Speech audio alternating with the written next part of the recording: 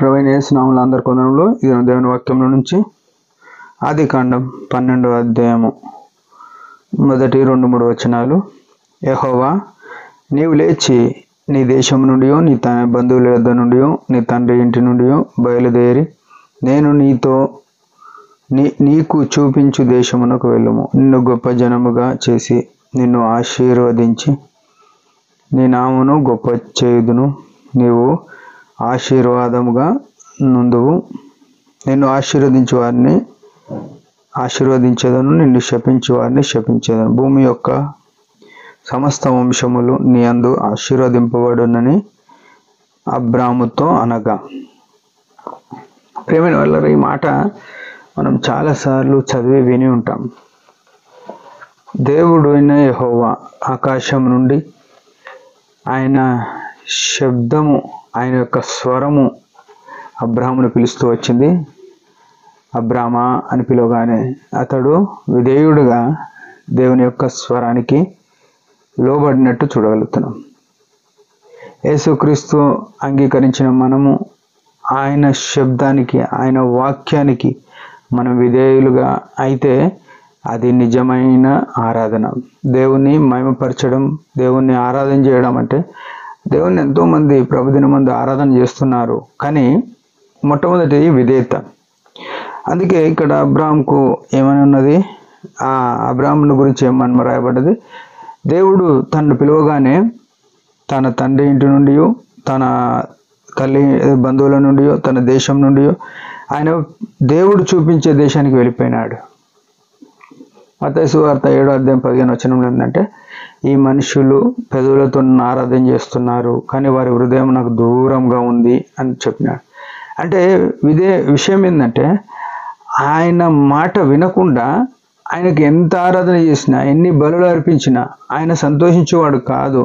మొదటి సమూయేలు 15వ అధ్యాయం 22వ వచనంలో, ఒక్కడు దహన బలులను అర్పించుట కంటే, పొటేళ్లను అర్పించుట కంటే మాట వినుట శ్రేష్టము అన్నది. ఆయన సంతోషించేది ఏంటంటే మాట వింటే సంతోషిస్తాడు. ఈనాడు దేవుని మందిరంలో నాటబడిన మనము, సంఘముగా సమకూర్చబడే మనము ఆయనకి ఎంతవరకు విధేయులుగా అయినాము దాని మీదనే ఉంటుంది ఆయన మన ఆరాధన స్వీకరించేది. చాలామంది మందిరానికి వచ్చి వాక్యం విని ఎన్నో మంచి మంచి వచనాలు ఎత్తి, మంచి మంచి తలంపులు ఎత్తిపెట్టి ఆరాధన చేస్తారు. కానీ దేవుడు ఈయనే ఆరాధన ఏంది అని ఆలోచన చేస్తే, దేవుడు సంతోషపడే ఆరాధన ఏందని చెప్తే, మన జీవితంలో ఆయన వాక్యానికి, ఆయన మాటకు ఎంత విధేయత చూపించినాము, ఆ విధేయతను బట్టి మన ఆరాధనను ఒక కొలమానంగా, అంటే ఒక దేవుడు దాన్ని ఒక పరిగణలోకి తీసుకునేవాడుగా ఉన్నాడు. ప్రియ సహోదరుడు, సహోదరి, ఈ ఉదయకాలము దేవుడు అబ్రాహాములో నుండి మహిమ పొందినాడు. అబ్రాహాముకి ఎన్నో వాగ్దానాలు ఇచ్చినాడు.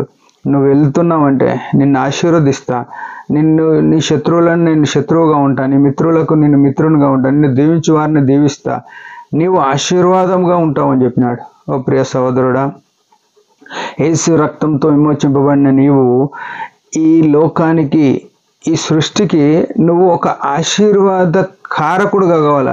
బ్లెస్సింగ్స్ ఆఫ్ దిస్ ఛానల్ అంటే నీవే ఒక ఆశీర్వాదంగా మారాలి. అంటే దేవుడు నీలో ఉంటే నిన్ను చూసిన వారు, నీవు వెళ్ళిన స్థలానికి నీ ద్వారా ఏది జరిగినా అది ఆశీర్వాదకరం. అన్ని భూమి మీద ఉన్న వంశములన్నీ నీ మూలంగా ఆశీర్వదింపబడతాయి.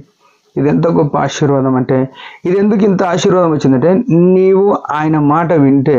అబ్రాహాము విన్నాడు, తద్వారా దేవునికి మహిమ వచ్చింది, ఆ తర్వాత ఆశీర్వాదాలు వచ్చినాయి. మన జీవితంలో కూడా ఆయన వాక్యానికి విధేయత చూపించి మనము నడుచుకున్నప్పుడు, ఆయన సిల్వర్ కార్యానికి మనం విధేయత చూపించినప్పుడు ఆయన మనల్ని ఏం చేస్తాడు, మన ద్వారా ఏం చేస్తాడంటే మహిమ పొందుతాడు.